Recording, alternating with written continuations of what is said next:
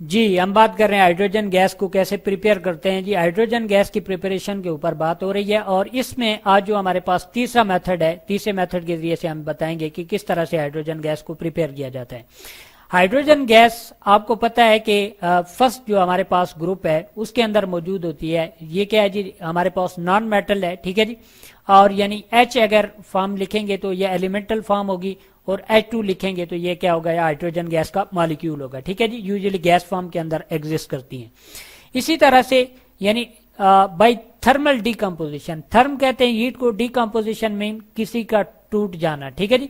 अब किस चीज की हम थर्मल यानी किस चीज की हीट के जरिए से हम डीकम्पोजिशन करेंगे तो हमारे पास हाइड्रोजन गैस हासिल होगी, वो है जी हमारे पास नेचुरल गैस। और नेचुरल गैस का फॉर्मूला आप जानते हैं कि इसको हम लिखते हैं CH4।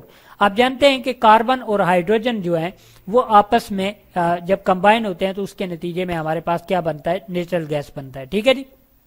अब ये जो नेचुरल गैस है इसी को जब हम हीट करेंगे अगेन, यानी इसकी फॉर्मेशन में आपको बता देता हूं, कार्बन होता है हमारे पास, हाइड्रोजन होता है, ठीक है जी।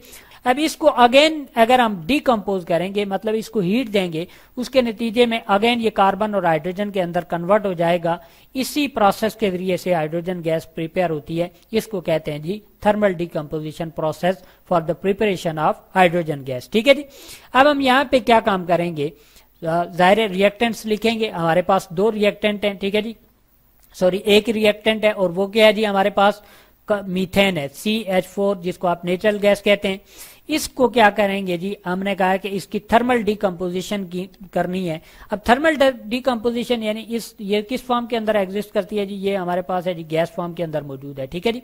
बल्कि इसको थोड़ा हम CH4 को ऊपर करके यहाँ पे हम लिख देते हैं, गैस फॉर्म के अंदर है, ठीक है जी।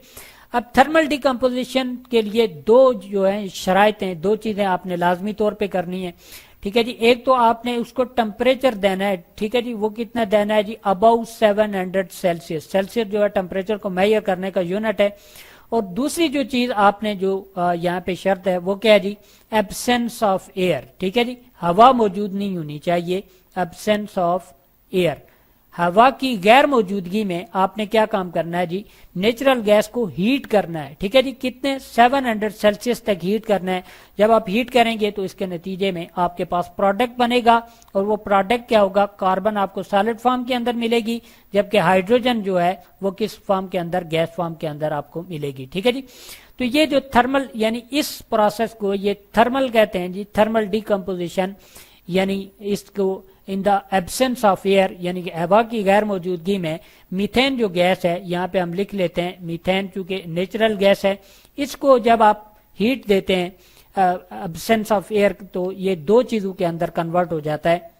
एक हमारे पास कार्बन जो कि सॉलिड फॉर्म के अंदर मौजूद होता है। अब ये जो कार्बन ब्लैक इसको भी कहते हैं, और ये जो कार्बन ब्लैक हमारे पास मौजूद होता है, ठीक है जी, ये डिफरेंट पर्पज, ये टायर के अंदर हम यूज करते हैं, पॉलिशेस के अंदर यूज करते हैं, इवन इंक्स और प्लास्टिक के अंदर भी इसको यूज करते हैं। ये तो सॉलिड फॉर्म के अंदर अलग हो जाएगा। और ये जो हाइड्रोजन गैस यहाँ पे होगी ये अब हमारे पास किस फॉर्म के अंदर, यानी प्योर फॉर्म के अंदर हमारे पास मौजूद होगी, ठीक है जी। तो इस तरह से क्या प्रिपेयर हुआ जी, इसकी डीकम्पोजिशन से हाइड्रोजन गैस प्रिपेयर हो गई। Law of conservation of mass को यहाँ पे देखते हैं। कार्बन कितनी है जी, एक है, यहाँ पे भी एक है, ठीक है जी। और हाइड्रोजन कितनी है, यहाँ पे 4 है, यहाँ पे 2 है, लिहाजा 2 का कोफिशिएंट लगाएंगे और ये law of conservation of mass, यानी जितने एटम इस साइड में उतने एटम इस साइड पे भी मौजूद हैं, ये भी फॉलो हो गया।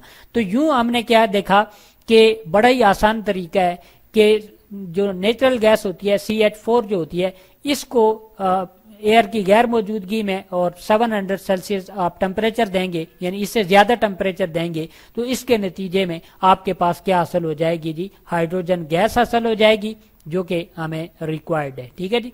तो यूं भी हाइड्रोजन को क्या करते हैं जी, प्रिपेयर करते हैं इस मेथड के जरिए से भी।